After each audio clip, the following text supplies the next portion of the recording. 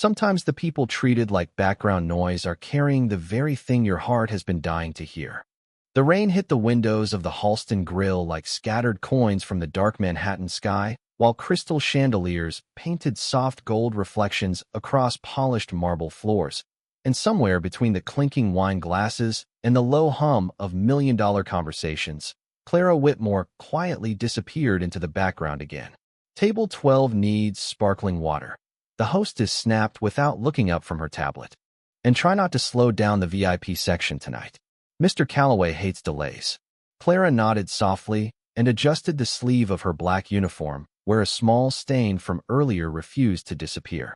10 hours into her shift, her feet ached inside worn black shoes that had survived 2 New York winters, but she still carried herself with the same calm grace that made older customers pause sometimes, as if trying to remember where they had seen her before. Maybe it was the way she moved. Maybe it was the quietness in her eyes. Or maybe some people simply weren't meant to belong in places where they were constantly overlooked. The restaurant buzzed louder near the center dining room, where Ethan Calloway sat beneath the tallest chandelier in the building. At 41, the CEO of Calloway Group looked exactly like the magazines described him. Controlled, sharp, untouchable. His charcoal suit probably cost more than Clara's monthly rent, and the silver watch resting beneath his cuff reflected the candlelight every time he reached for his glass of bourbon. Around him sat investors from Chicago and San Francisco discussing hotel acquisitions in voices smooth enough to hide the greed underneath. Ethan barely listened. He stared at the rain outside instead, jaw tight, fingers resting motionless against the crystal glass. Since his mother's death 8 months earlier, silence had become the only thing he trusted. No music, no celebrations, no unnecessary conversations. The world felt easier when nothing touched him deeply enough to hurt. "Excuse me." A sharp female voice cut across the room. Clara turned immediately. A blonde woman draped in diamonds held out her wine glass with visible annoyance. "This Pinot Noir is warm." Clara stepped forward politely. "I'm sorry about that, ma'am. I can replace it right away." Obviously, the woman rolled her eyes before glancing toward her companions. "Honestly, does this place hire anyone competent anymore?" Quiet laughter spread around the table. Clara lowered her gaze slightly and reached for the glass. But as she did, the woman moved her arm carelessly, splashing dark red wine across Clara's white shirt. The room fell briefly quiet. A cold stain bloomed across the fabric near her collarbone. "Oh my God," the woman said flatly, though her expression carried no apology at all. "You should have been paying attention." Clara froze for only half a second. Then she inhaled slowly. "I apologize, ma'am. I'll bring another bottle." No anger, no embarrassment, just quiet professionalism wrapped around exhaustion. Several guests returned to their conversations immediately. To them, she was furniture again. Replaceable. Invisible. Across the room, Ethan watched the entire thing happen over the rim of his glass. His eyes lingered on Clara a second longer than necessary.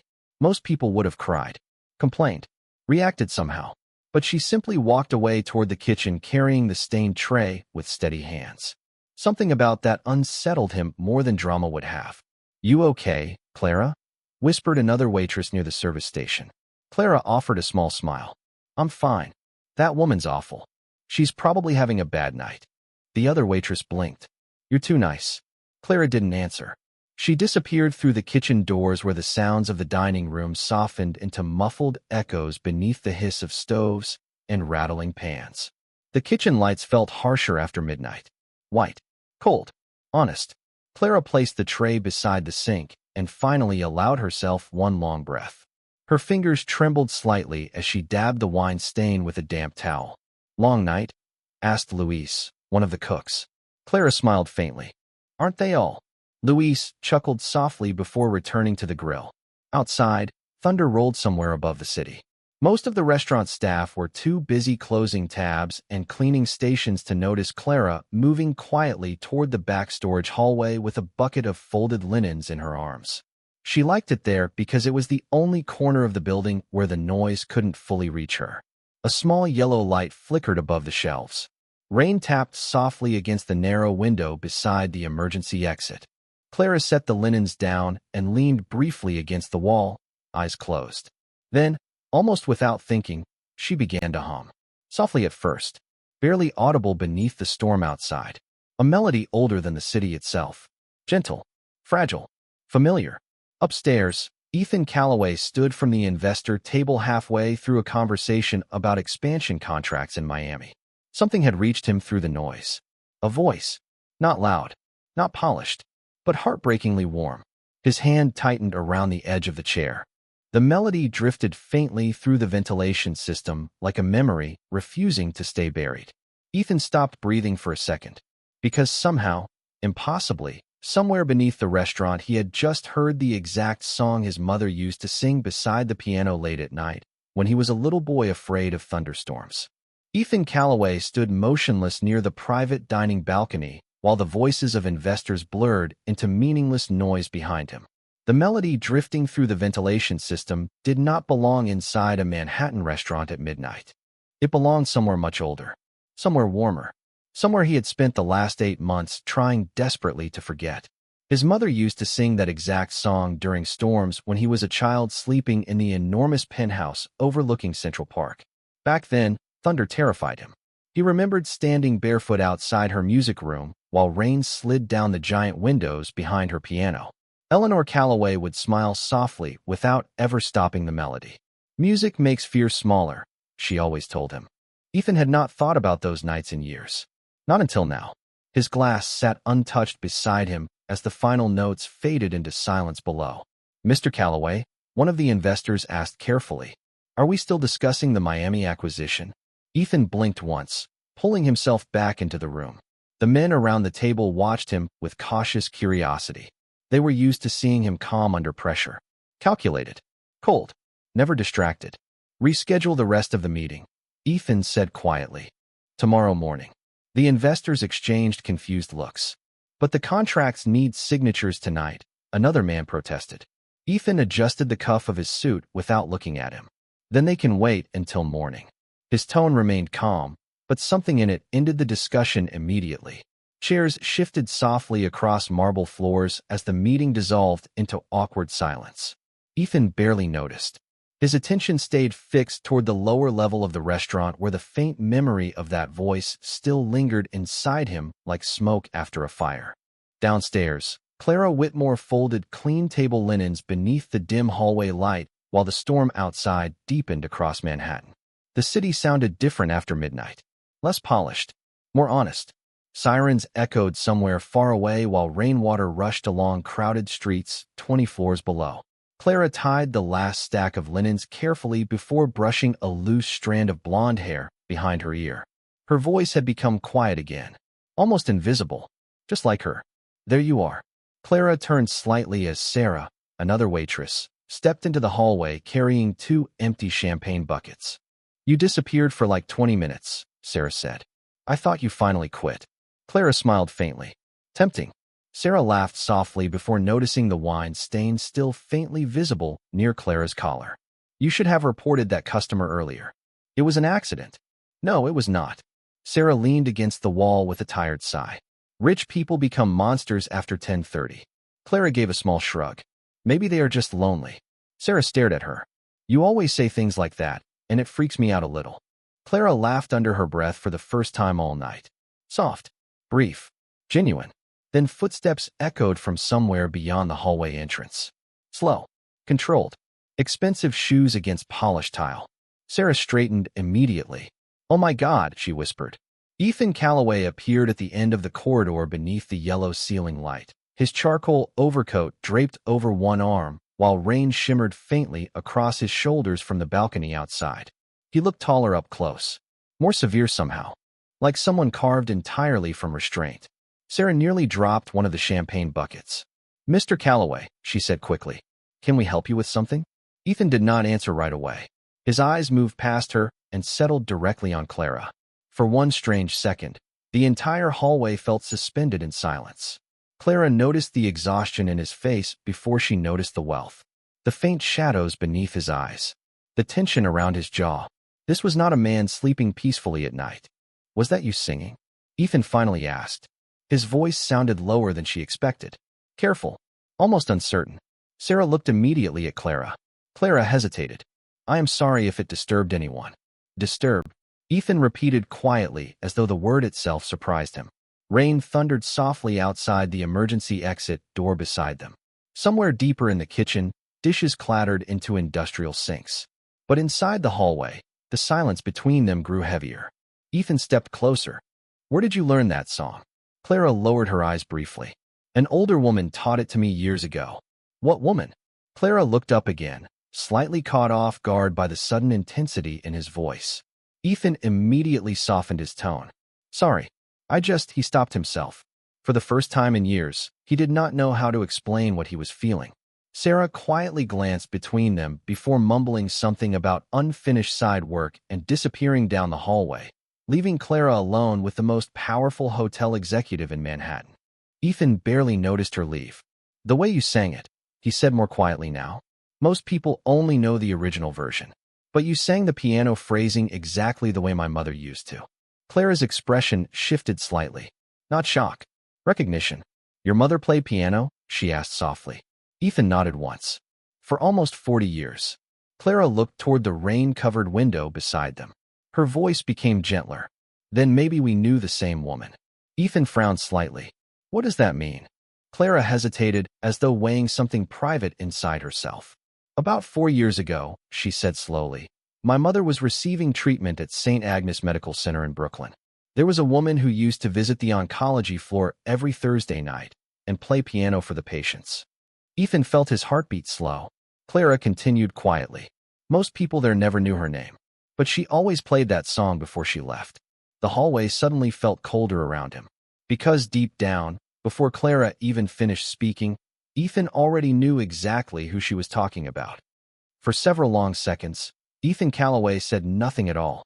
The rain continued sliding down the narrow hallway window beside them, while the soft hum of industrial refrigerators echoed faintly from the kitchen nearby. Clara could almost see the memories moving behind his eyes. Heavy memories. Fragile ones. The kind people spend years trying to bury beneath work and routine and silence. Ethan swallowed once before speaking again. "My mother volunteered there without telling anyone." His voice sounded distant now, quieter than before. "Even me." Clara nodded gently. "She never talked much about herself." Ethan looked down briefly, almost ashamed. "That sounds like her." Clara rested one hand lightly against the folded linens beside her. "The patients loved her." Ethan let out a breath that almost sounded like a laugh, except there was no joy in it. "I spent most of my life thinking I knew everything about her." His eyes drifted toward the rain outside again. "Turns out I only knew the parts she allowed people like me to see." Clara studied him carefully, without judgment. Up close, the famous CEO no longer looked intimidating. Just tired. Deeply tired. The kind of tired that sleep never fixes. "Your mother used to bring peppermint candies," Clara said softly after a moment. "Every Thursday." Ethan blinked slowly. "Peppermints." Clara smiled faintly. She kept them inside this tiny silver tin in her purse. She would leave them on the patient's pillows after they fell asleep. Something inside Ethan shifted painfully at the memory. His mother always carried peppermints. Even when he was a child, he could suddenly picture her sitting beside the piano in their old apartment before the company became a billion-dollar empire. Soft cashmere sweater, silver bracelet, peppermint resting beside sheet music while snow fell beyond the windows. For months after her funeral, Ethan had forced himself not to remember details like that. Small memories hurt more than the large ones somehow. "What was your mother's name?" Clara asked gently. Ethan hesitated before answering. "Eleanor." Clara's expression softened immediately. "Eleanor." She repeated the name quietly, like something precious. "I thought so." Ethan looked at her carefully. "You remember her well." Clara nodded once. "My mother was very sick back then. There were nights she could not sleep because of the pain." Her voice stayed calm, but Ethan noticed the slight tremble she tried to hide beneath it. "Your mother used to sit beside her bed and play softly until she fell asleep." Ethan stared at her. "She did that?" Clara smiled sadly. "She did that for everyone." Silence settled between them again. Not awkward this time, just heavy with the strange intimacy of shared grief. Somewhere deeper in the restaurant, someone laughed loudly near the bar before the sound faded into the distance. Ethan loosened his tie slightly for the first time all evening. "I did not know she was visiting hospitals." Clara looked surprised by that. "She never told you?" Ethan shook his head slowly. Toward the end, he stopped himself briefly.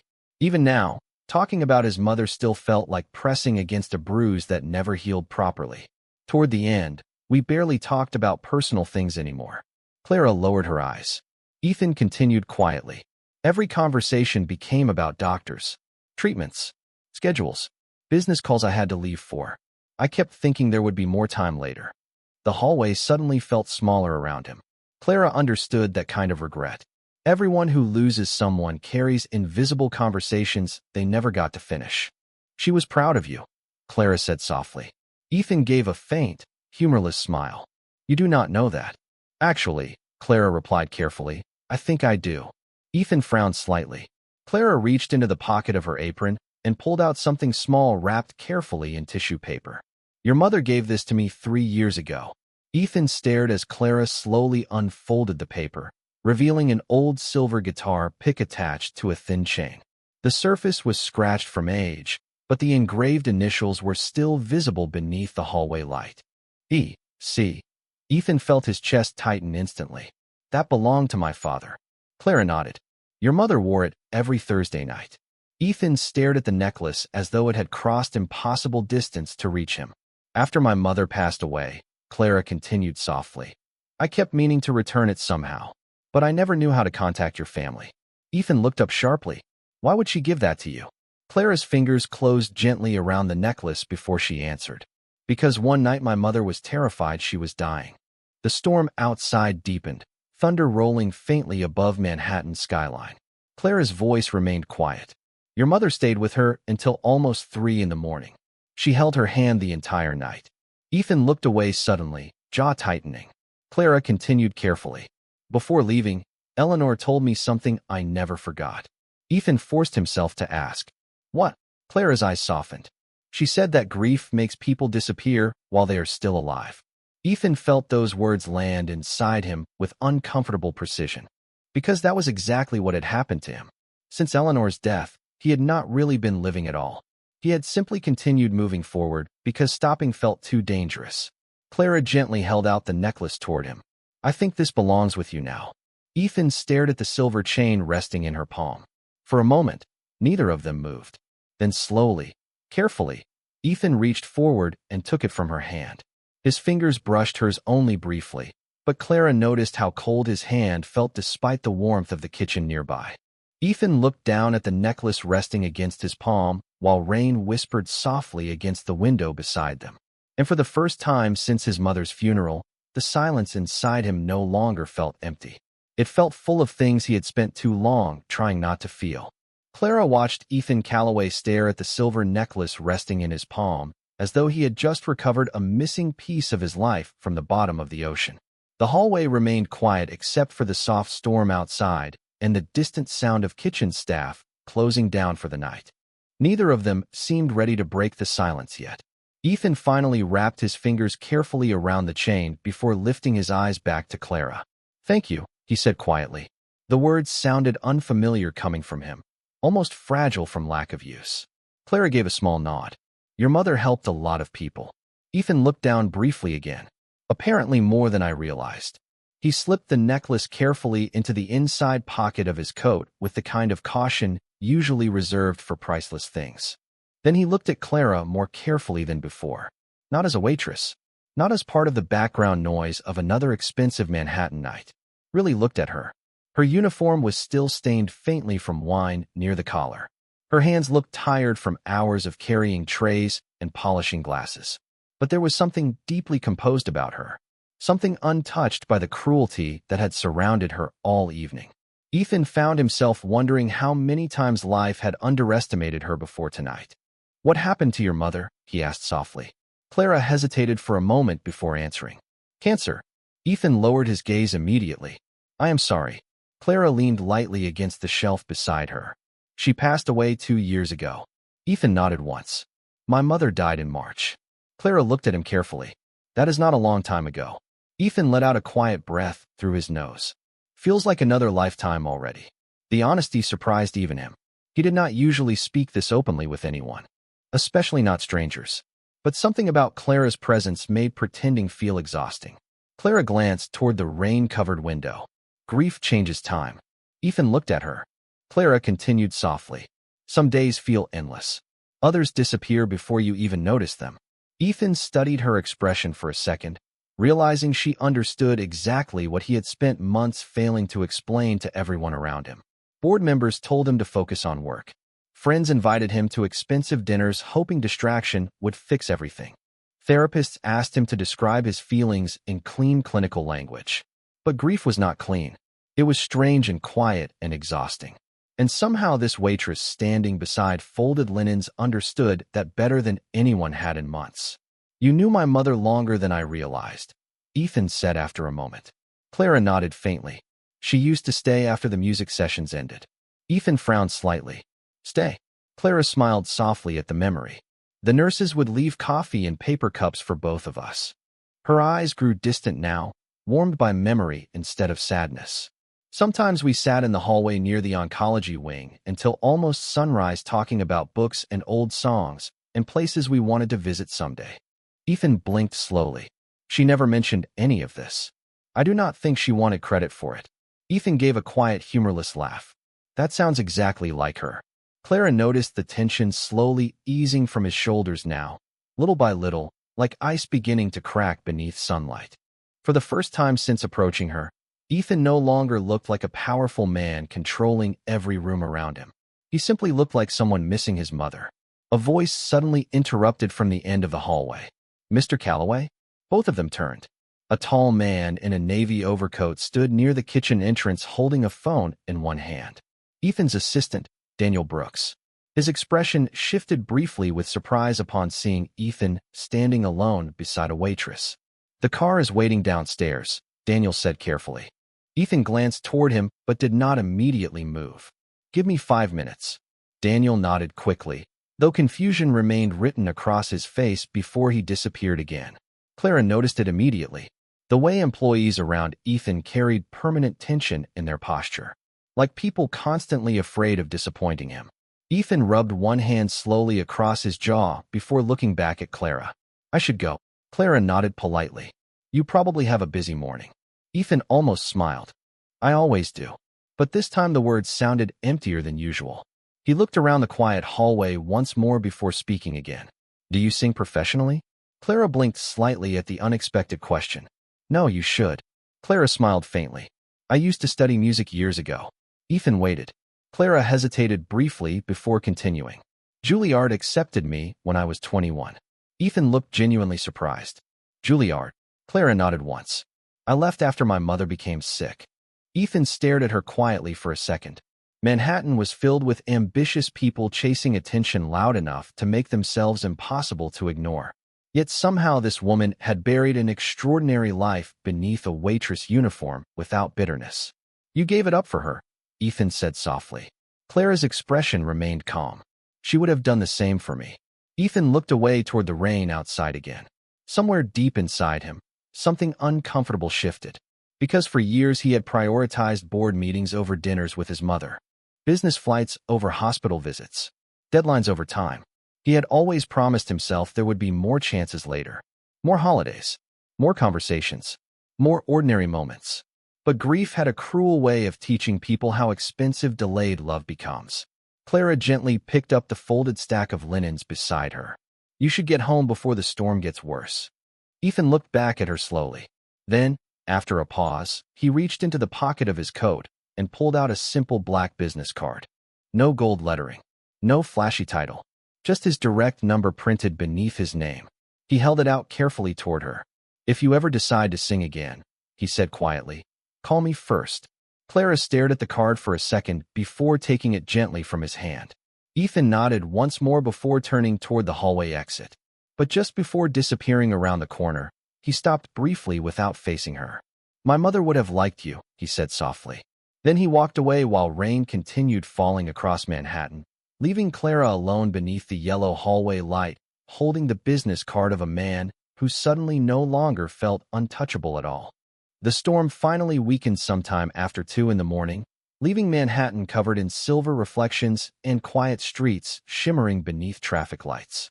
Clara Whitmore stepped out of the Halston Grill, carrying her worn coat folded tightly around herself against the cold October wind. Most of the restaurant windows behind her had already gone dark except for the kitchen lights glowing faintly through the rain-streaked glass. She adjusted the strap of her bag on her shoulder and started walking toward the subway entrance 3 blocks away, but halfway down the sidewalk, her phone buzzed softly inside her pocket. Clara stopped beneath the awning of a closed flower shop and pulled it out. The message came from her landlord. "Rent overdue. Please call tomorrow morning." Clara closed her eyes briefly. For a moment, exhaustion settled over her harder than the cold air around her. The medical bills from her mother's treatment still existed even after death. Debt had a cruel habit of surviving longer than people did. Clara slipped the phone away again and continued walking beneath the pale glow of streetlights.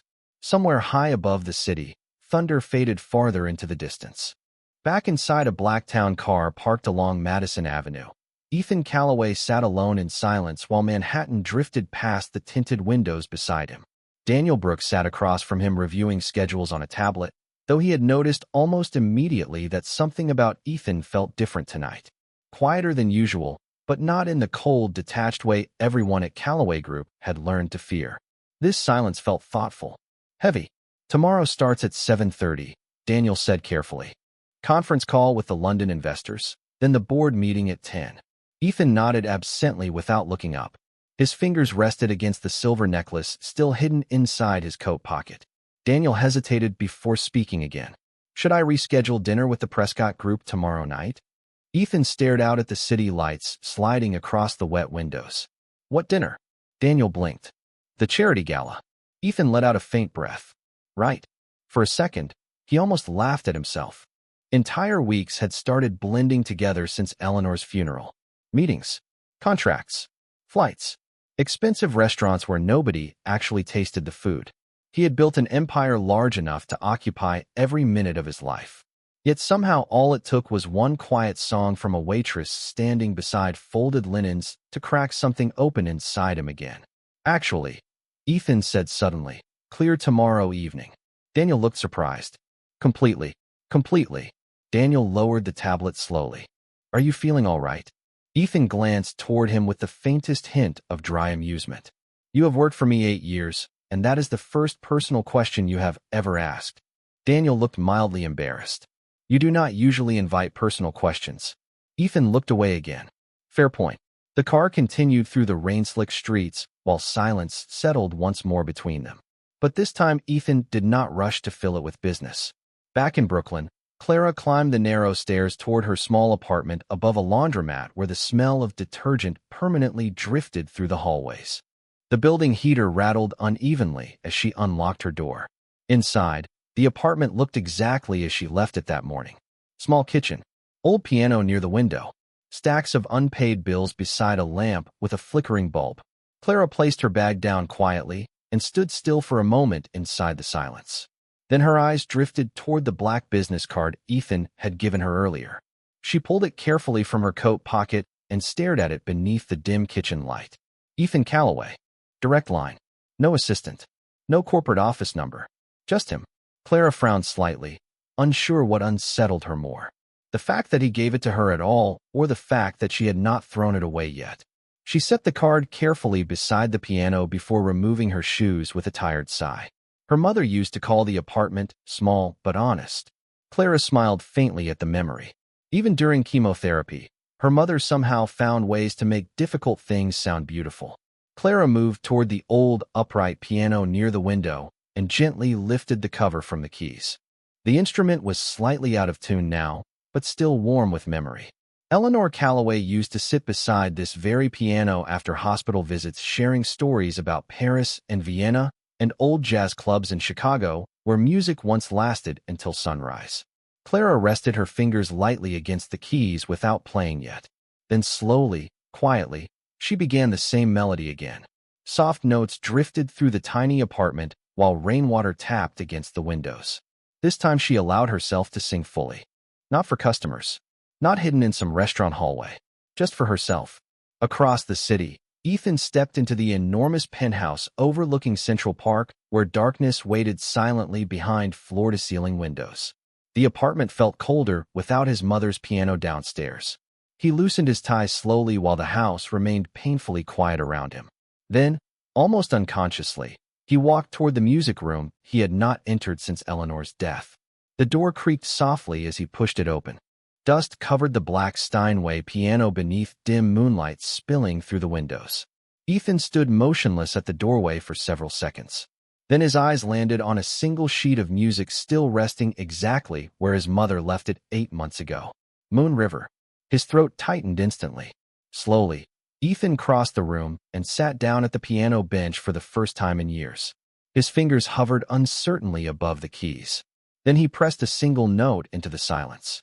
Soft, hollow, human. Somewhere across Manhattan, Clara's voice continued drifting gently through her apartment while a grieving son sat alone at his mother's piano, realizing that for the first time since losing her, the music no longer sounded like goodbye. Morning arrived quietly over Manhattan beneath pale gray skies and streets still shining from the storm the night before.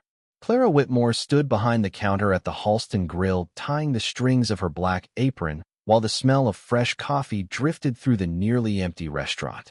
Morning shifts were calmer, softer somehow. Business executives had not yet filled the dining room with loud conversations and expensive watches and endless impatience. For a few precious hours, the restaurant almost felt human. "You look different today," Sarah said while organizing silverware beside her. Clara glanced up. "Different how?"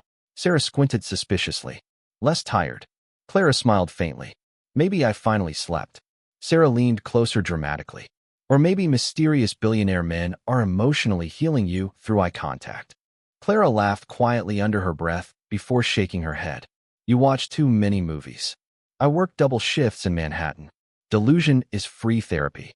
Clara reached for a coffee pot, while trying unsuccessfully to ignore the strange warmth that returned every time she remembered Ethan standing beneath the hallway light the night before holding his mother's necklace like something sacred.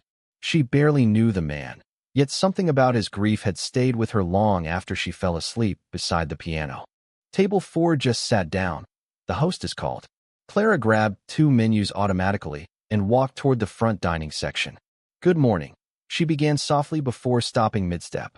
Ethan Calloway sat alone near the window overlooking Madison Avenue, dressed this time in a dark navy coat without the armor-like sharpness he carried the previous evening. No investors, no assistants, no conference calls buzzing around him. Just one man sitting quietly beside the rain-streaked glass with a cup of black coffee untouched in front of him. Clara blinked once in surprise. Ethan looked up from the menu, and something almost resembling a smile touched the corner of his mouth. "Good morning." Clara recovered quickly and stepped closer to the table. "You are here early." Ethan glanced briefly toward the nearly empty restaurant. "I figured it might be quieter." Clara nodded softly.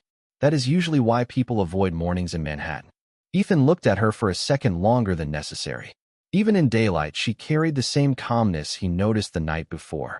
No performance. No desperation to impress anyone. Just quiet dignity wrapped inside ordinary moments. "Did you sleep at all?" Clara asked gently before she could stop herself. Ethan looked mildly surprised by the question. Then honest. "Not much." Clara gave a small, understanding nod. "The first nights are usually the hardest after memories come back." Ethan stared at her carefully. "You speak like someone who has survived it before."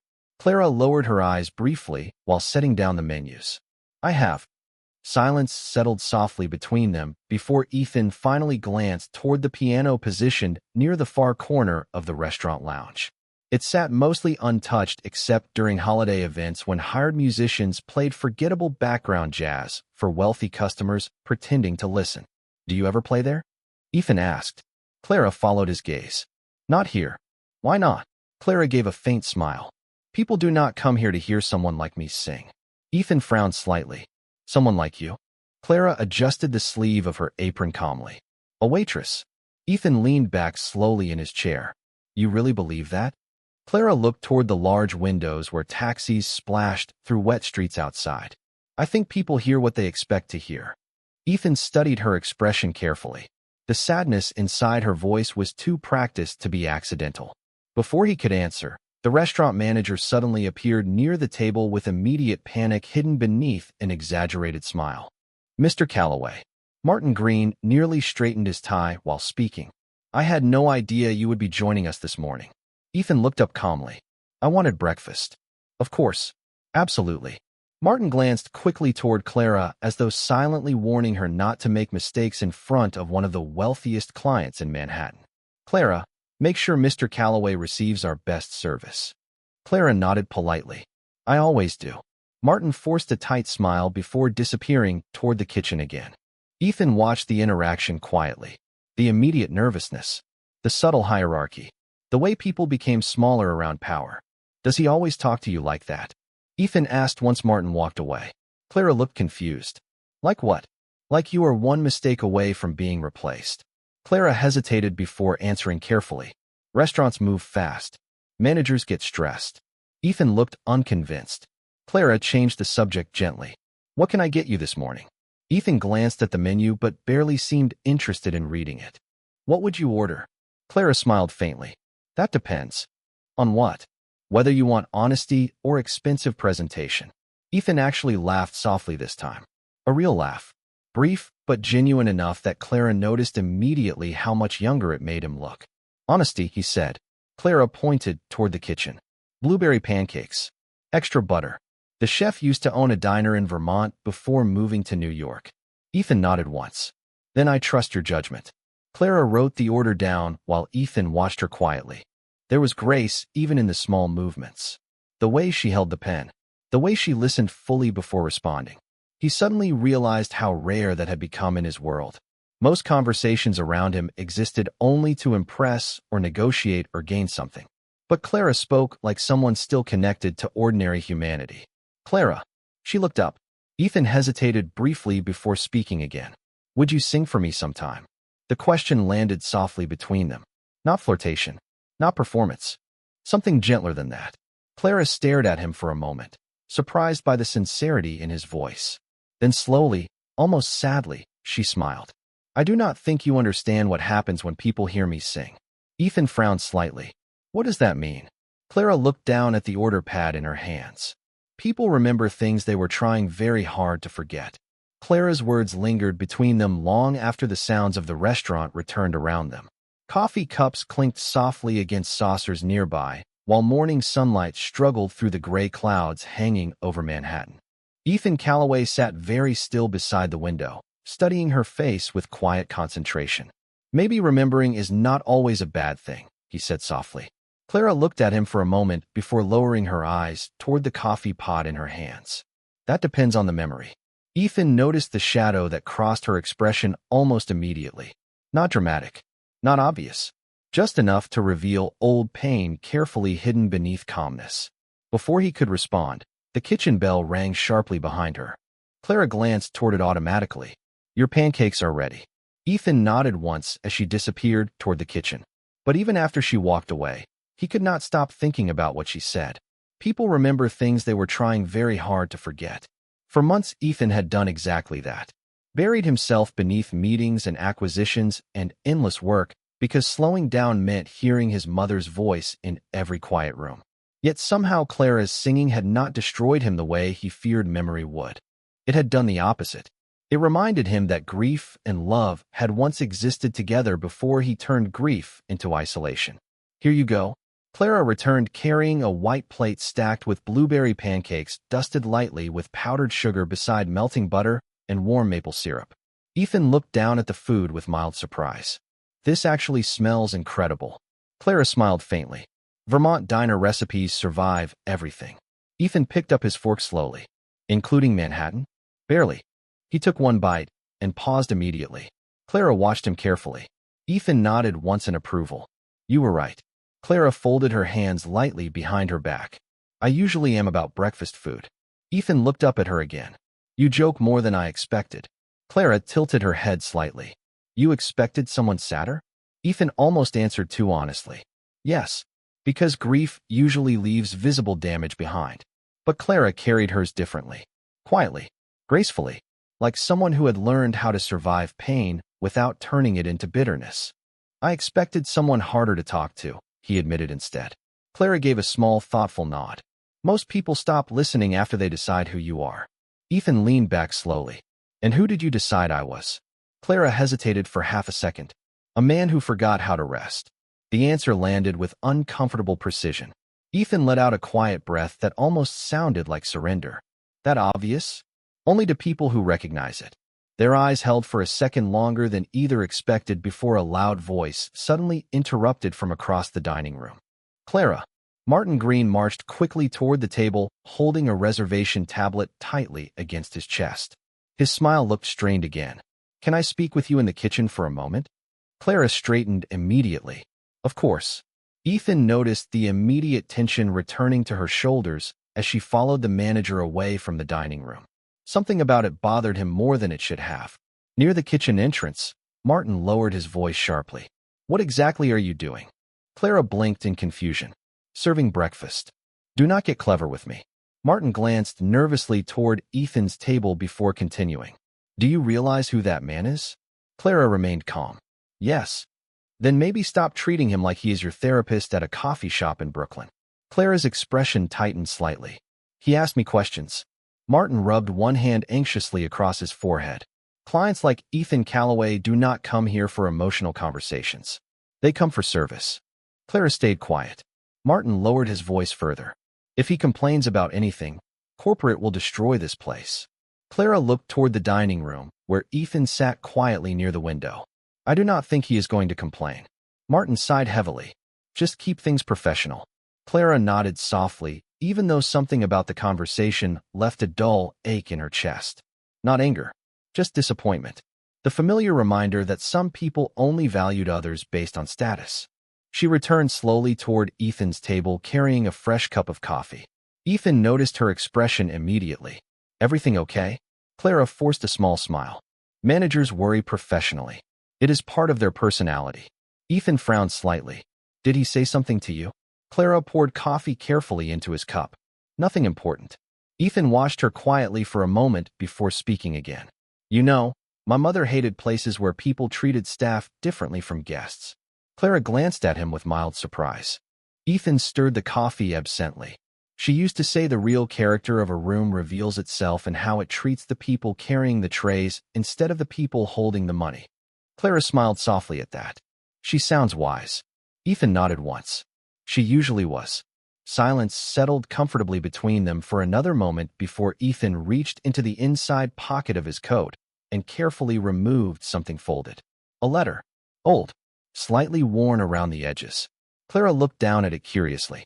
Ethan rested one hand over the paper before speaking quietly.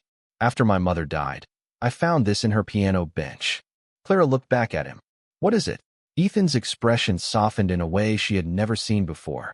Vulnerable. Almost uncertain. A letter she wrote about someone named Clara. Clara froze completely. The sounds of the restaurant seemed to disappear around her. Ethan continued softly. I think she meant you. Clara stared at the folded letter in Ethan Calloway's hand while the noise of the restaurant seemed to fade into distant echoes around her. For a second, she forgot about the coffee pot warming beside her. Forgot about customers and breakfast orders and the quiet pressure of morning service. My mother wrote about me, she asked softly. Ethan nodded once. His fingers rested carefully against the worn paper as though he still was not entirely ready to unfold it. I found it a few weeks after the funeral. Clara looked toward the windows where pale sunlight reflected across wet Manhattan sidewalks outside. I did not know she kept letters. Ethan gave a faint smile, filled more with sadness than amusement. Apparently, she kept many things from me. Clara noticed the weight beneath the words immediately. Regret. The kind that arrives too late to fix itself. Ethan looked down briefly before continuing. I could not bring myself to read most of her personal things after she died. His voice remained calm, but Clara could hear exhaustion buried underneath it. Everything felt too final. Clara understood that feeling. After her own mother passed away, it took nearly 6 months before she could open the closet where her coats still hung untouched. Some grief moved slowly because the heart refused to accept what the mind already knew. Ethan carefully unfolded the letter at last. The paper looked old and soft around the edges from years inside the piano bench. Clara immediately recognized Eleanor's elegant handwriting. Graceful, delicate, the kind of handwriting people rarely had anymore. Ethan glanced up at her once before reading quietly. If you are reading this, Ethan, then I probably waited too long to say certain things out loud. Clara felt her chest tighten softly at the sound of Eleanor's words returning into the world again. Ethan swallowed once before continuing. There is a young woman named Clara Whitmore at St. Agnes. She sings when she thinks nobody is listening. Sometimes for the patients, sometimes for herself.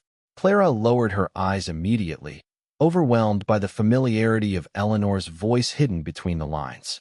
Ethan continued more softly now.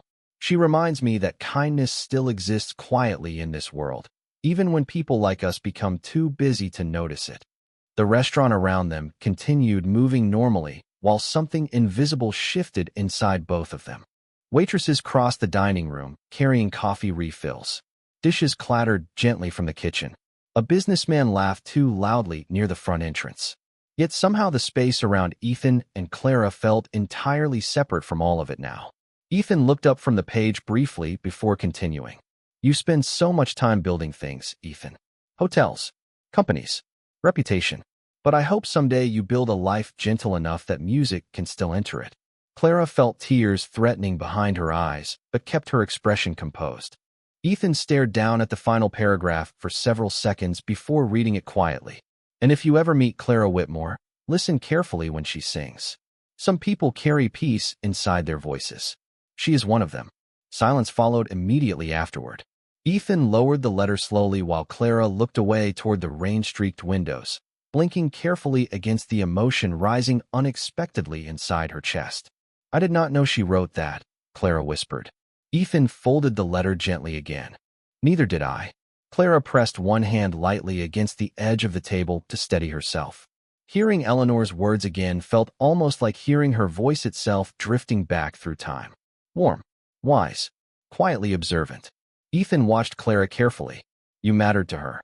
Clara looked back at him with fragile honesty in her eyes now. She mattered to me too. Ethan nodded once. Neither of them tried pretending otherwise anymore. Grief had already stripped away too much unnecessary performance between them. Clara noticed Ethan looking toward the piano again in the corner lounge area. Morning sunlight rested softly across the black polished surface now.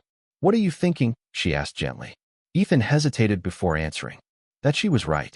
Clara frowned slightly. Ethan leaned back slowly in his chair. About my life. He looked around the expensive restaurant filled with polished silverware and carefully rehearsed luxury. I spent years building things people admire.